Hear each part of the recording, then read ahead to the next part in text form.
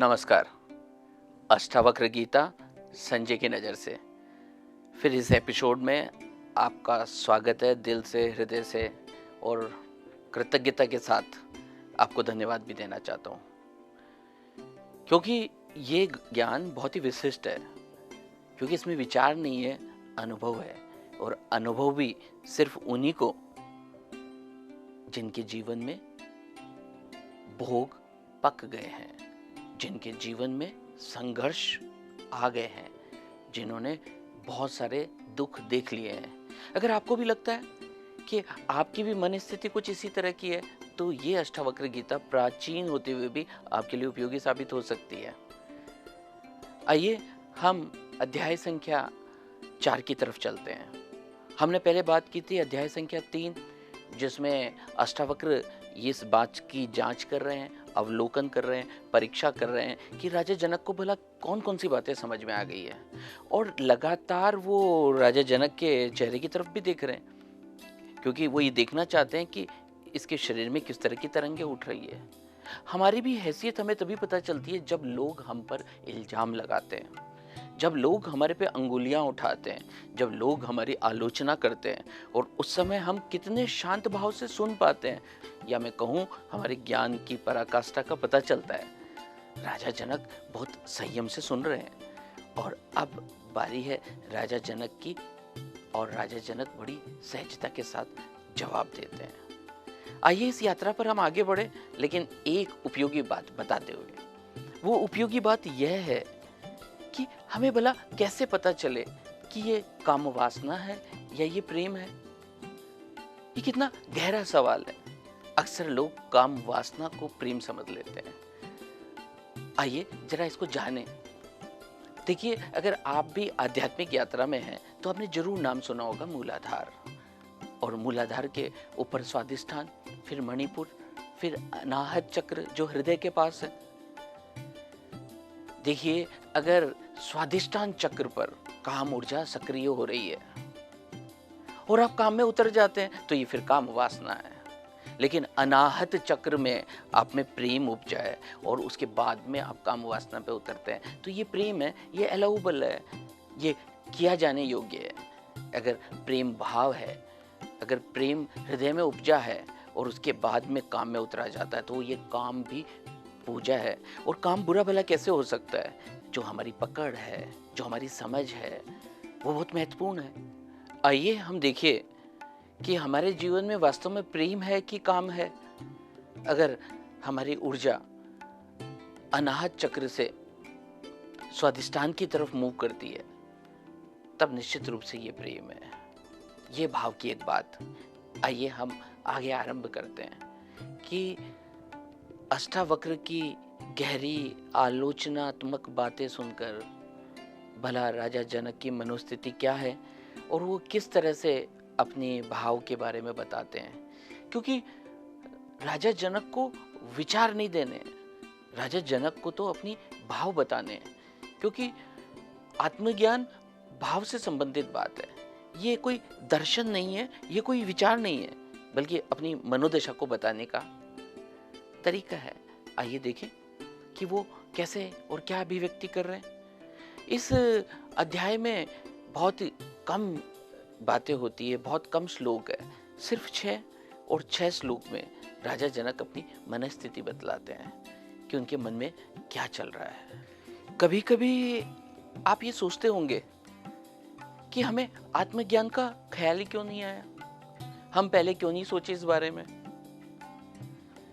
देखिए ना, आत्मज्ञान के बिना बड़ी आसानी से काम चल जाता है। हमें भूख लगती है, हम भोजन कर लेते हैं, हम भूख लगती है, हम फिर भोजन कर लेते हैं। हमें सुख चाहिए, हम फिर खोज करते हैं, हमें फिर सुख मिल जाते हैं, और इसी में जीवन भी व्यतीत हो जाता है। क्योंकि आत्मज्ञान के बिना काम चल जाता है, लेकिन भोजन के बिना काम नहीं चलता। इसलिए भोजन तो हो जाता है पर आत्मज्ञान नहीं हो पाता, और जीवन में दुख लगातार ही बने रहते हैं। क्योंकि दुख को दूर करने के उपाय खोजे जाते हैं, थोड़ी देर फिर सुख मिलता है, फिर दुख आ जाता है। क्योंकि सुख और दुख कोई दो घटना नहीं है, ये दोनों एक ही धागे से जुड़ी दो घटनाएं हैं। सुख के बाद दुख और दुख के बाद सुख आता है। आप अपने पुराने जीवन में झांक कर देख लीजिए एक समय था जब आपके जीवन में दुख आया था, फिर आपने दुख को दूर करने के उपाय कर लिए और कुछ समय सुखी हो गए। लेकिन उसके कुछ समय बाद फिर दुख आया, फिर सुख आया, और ये यात्रा तो चली आ रही है। अब जब आप सुख और दुख इन दोनों से गुजर चुके होंगे और आप कुछ और नया खोजने की इच्छा पैदा होगी, तभी शायद आप मुझे सुन पा रहे हैं, तभी आपको आत्मा को जानने की जिज्ञासा हो रही है। और मुझे इसी कारण ऐसा प्रतीत होता है कि पश्चिम, जिसने परम ऐश्वर्य को देख लिया है, जो बहुत भोग और विलास को देख लिया है, वहाँ अष्टावक्र के ज्ञान की एक बहुत बड़ी मांग उठेगी, क्योंकि अब उन्हें कुछ नया चाहिए। हमारा ही ज्ञान लेकिन पश्चिम में जोर मारेगा। अगर हम यह कहें कि धर्म का पूर्व भविष्य है, तो मुझे लगता है ठीक है। और जो हम पश्चिम में हैं, ये धर्म का भूत है, ये धर्म का गुजरा हुआ समय है, जब अष्टावक्र गीता, भगवत गीता, महावीर और बुद्ध जैसे ज्ञानी लोग आए।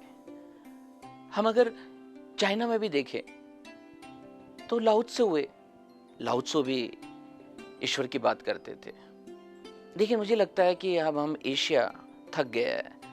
एशिया अब पदार्थ चाहता है और पश्चिम पदार्थ से गुजर चुका है और वो कुछ नया जानना चाहता है। वो स्वयं को गहराई से समझना चाहता है, वो ज्ञानी होना चाहता है, वो आत्मज्ञानी होना चाहता है, वो अष्टावक्र गीता को सुनना चाहता है।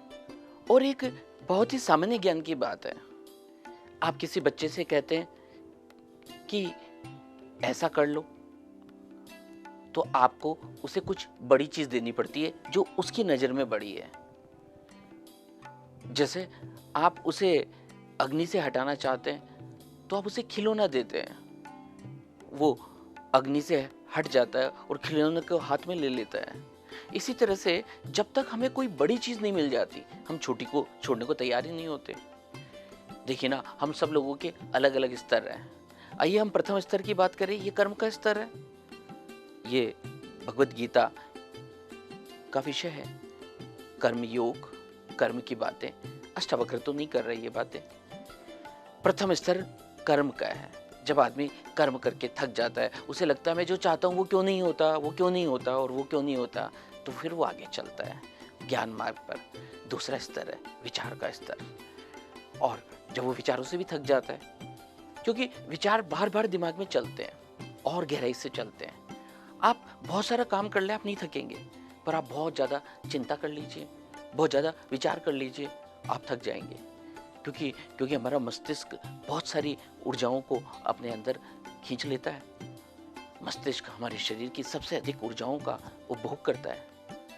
और फिर एक तीसरा स्तर और है, और इस तीसरा स्तर है भाव का स्तर। जो विचार के स्तर से थक जाता है तो फिर उसे भाव का स्तर समझ में आता है, वो गाता है, वो नाचता है और भावनाओं को बेहतर बनाने की तरफ बढ़ता है।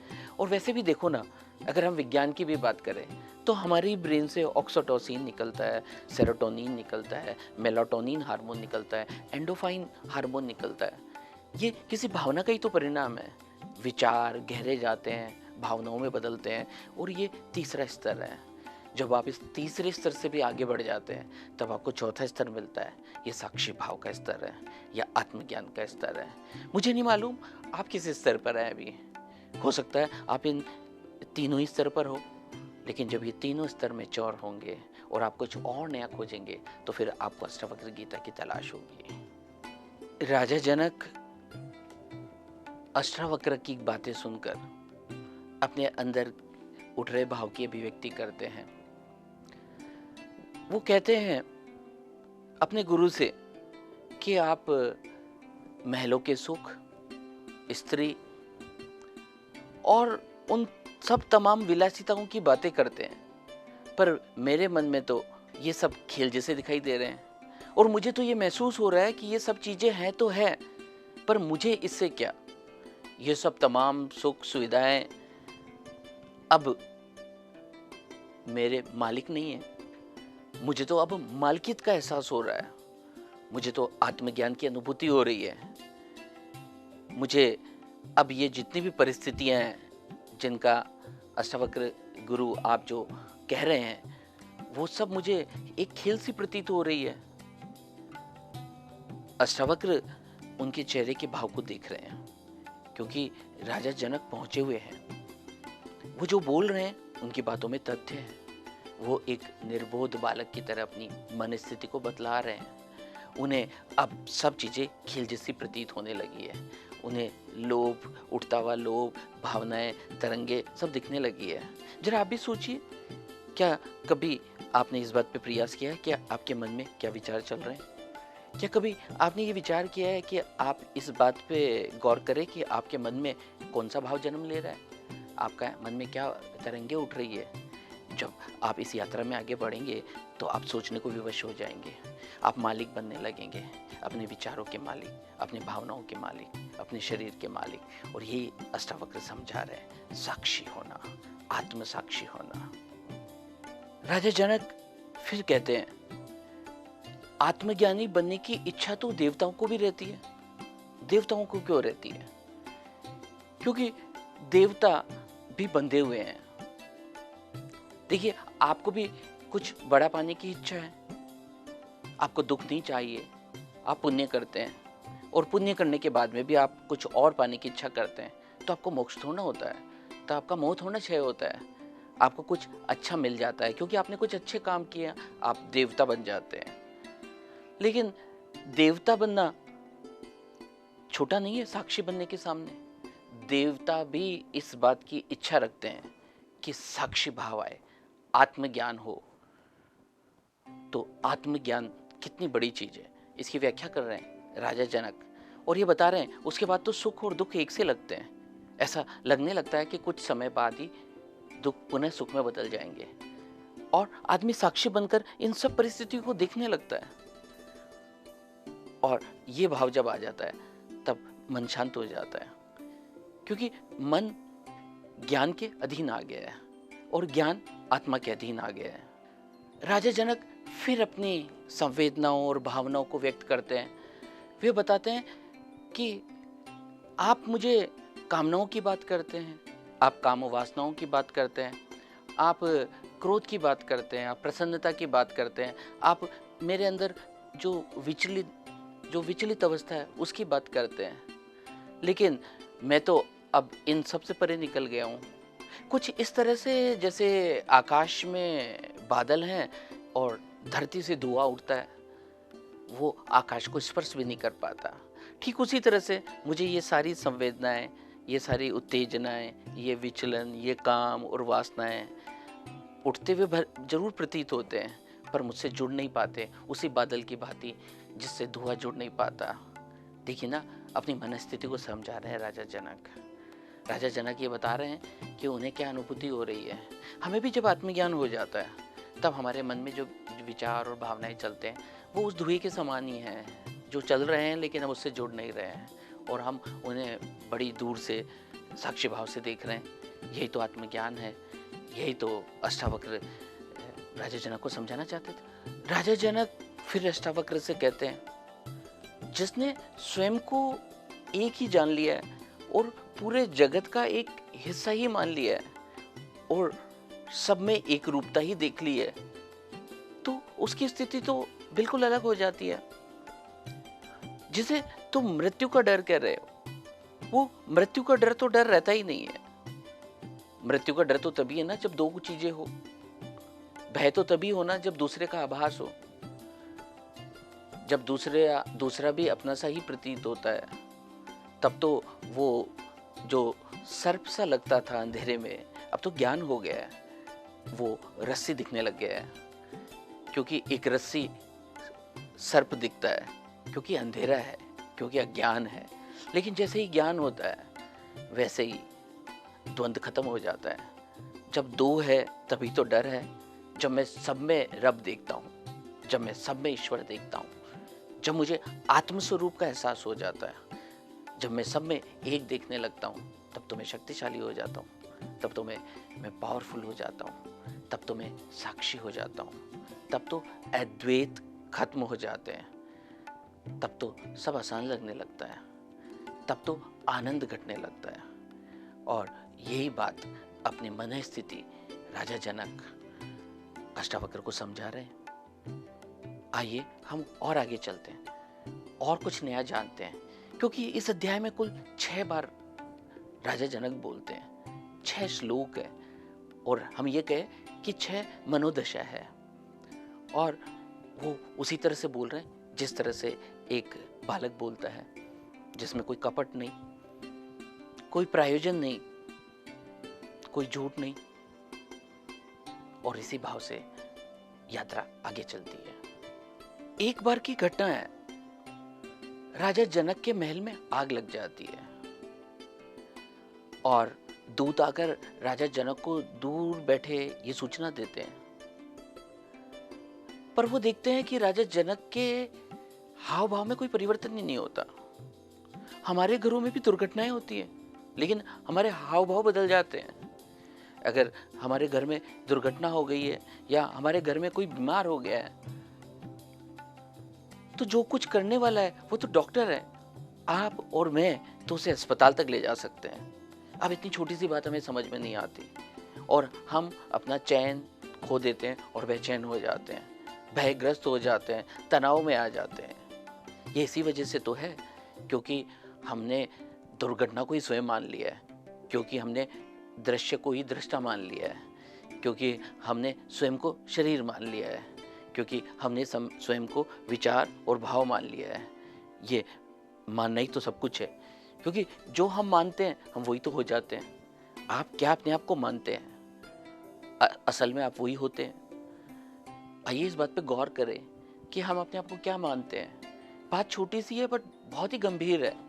आज रात को आप बैठे और सोचें कि आप अपने आप को क्या समझते हैं, आपके मन में क्या विचार चल रहा है। आज आपने अपनी आंखों को क्या दिखाया है और अपने कानों को क्या सुलाया है। जो आप अपने कान को सुना देते हैं, आंखों को दिखा देते हैं, शरीर को स्पर्श करवा देते हैं, असल में वो सारी इंफॉर्मेशन, वो सब जानकारी आपके मन पर घटने लगती है। आप ही करता है और आप ही भरता है, लेकिन आप कर्ता और भरता से भी परे हैं, क्योंकि कर्ता और भरता तो मन है, लेकिन आप उससे भी परे हैं। जब ये पता चल जाता है तो कोई चीज़ स्पर्श नहीं कर पाती, हम आगे बढ़ जाते हैं, हमें कोई चीज़ प्रभावित नहीं कर पाती। आत्मज्ञानी व्यक्ति को भोग में और त्याग में दोनों में ही रुचि नहीं है। देखिए ना, त्यागना कितना आसान हो जाएगा अगर भोगना कम हो जाए तो, और इन दोनों में अगर समदृश्यता आ जाए तो आदमी कितना सहज हो जाएगा। मुझे चाहिए नहीं, है तो है, ये कितना अच्छा भाव है। मुझे चाहिए नहीं, लेकिन जो है वो है। मैं करोड़पति हूं तो हूं, पर मुझे करोड़ों की दौलत चाहिए नहीं। ये समझ जाए तो हम उस धन का कितना सही इस्तेमाल कर सकते हैं। लेकिन अगर हम ऐसा नहीं कर पाते तब हमारे को दुख की अनुभूति होती है। इसका मतलब ये हुआ कि ऐश्वर्यवान बनो, गरीब बनने की आवश्यकता नहीं है, लेकिन उस गरीबी के भी मालिक ना बन जाओ और उस अमीरियत के भी मालिक ना बन जाओ, बल्कि उन्हें देखने वाले बनो। ना तो अमीरी बुरी है ना गरीबी बुरी है, लेकिन गरीब रह के लगातार गरीब रहना ये भी गलत है, और अमीर बन के लगातार विषयों की चिंतन करते रहना ये भी गलत है। आइए हम इन दोनों से अलग हो, ताकि हमारे जीवन में जो भी संभावना है वो सब निकल कर बाहर आए। और एक खास बात हम आपके साथ में कर लेना चाहेंगे, क्योंकि हम सब लोग लगातार काम करते रहते हैं पर हमें फल नहीं मिलता। इसका सबसे बड़ा कारण है कर्मफल से बनना, इच्छाओं का बढ़ना, विचारों की उत्तेजना, मन में चलती हुई तरंगे जो आपकी क्षमताओं को बेहद घटा देती है। जब आप सहज हो जाते हैं तभी आप अच्छे होते हैं। आप फिल्में देखते हैं, वो जो अभिनेता अभिनय करता है वो जब सहजता से करता है तभी वो अभिनय अच्छा होता है। जब आप व्यापार करते हैं और उसे भी सहजता से करते हैं तभी वो बेहतर होता है, क्योंकि सहजता सबको भाती है, क्योंकि सहजता बहुत महत्वपूर्ण है। क्योंकि आप जब बच्चे थे तब ईश्वर के सही स्वरूप थे, तभी आप सहज थे। अब जैसे जैसे आप बड़े हैं आप असहज होते जा रहे हैं। इस सहजता की घटना भी आत्मज्ञान के द्वारा ही होती है। इसलिए आप देखेंगे कुछ वृद्ध व्यक्तियों को वो बहुत ही सहज हो जाते हैं क्योंकि उन्हें ज्ञान मिल जाता है। आत्मज्ञानी व्यक्ति परमात्मा को समझ जाते हैं। वो ये समझ जाते हैं कि आत्मा और परमात्मा कोई अलग अलग नहीं है, आत्मा ही परमात्मा है। ये वो बातें जान जाते हैं। देखिए ना, नास्तिक व्यक्ति बाहर कुछ ढूंढते हैं, आस्तिक व्यक्ति भीतर कुछ ढूंढने लग जाते हैं, लेकिन साक्षी व्यक्ति इन दोनों से परे निकल जाते हैं। वे स्वयं को आत्मस्वरूप जान जाते हैं, आत्मा और परमात्मा एक समझ लेते हैं। राजा जनक अपनी मन की यही स्थिति बता रहे हैं। एक परम प्रतापी राजा, एक मिथिला नरेश, एक परम वैभव को भोगा हुआ इंसान आज कुछ अच्छा अनुभव कर रहा है। कोई बात होगी। यही राजा जनक की मन स्थिति है और यही अष्टावक्र गीता है। अष्टावक्र गीता के अगले अध्याय में हम फिर मिलेंगे और फिर देखेंगे अष्टावक्र क्या प्रतिक्रियाएं देते हैं। राजा जनक ने अपनी प्रतिक्रियाएं दी, राजा जनक ने अपनी मनोस्थिति बताई, लेकिन गुरु क्या समझ पा रहा है, अष्टावक्र उन्हें कैसे समझ पा रहे हैं, वो अब आगे क्या सवाल करेंगे और फिर राजा जनक उनके क्या जवाब देंगे, ये सब यात्रा चलती रहेगी। आपसे पुनः मिलेंगे। पर आप बड़े गंभीर हैं और आप बड़े जिज्ञासु हैं, आप सब में ज्ञान की पिपासा है, ये एक बहुत बड़ी बात है। मैं आपके अंदर बैठी उस पिपासा को, ज्ञान की जिज्ञासा को प्रणाम करते हुए हृदय से धन्यवाद देना चाहता हूँ। शुक्रिया, धन्यवाद।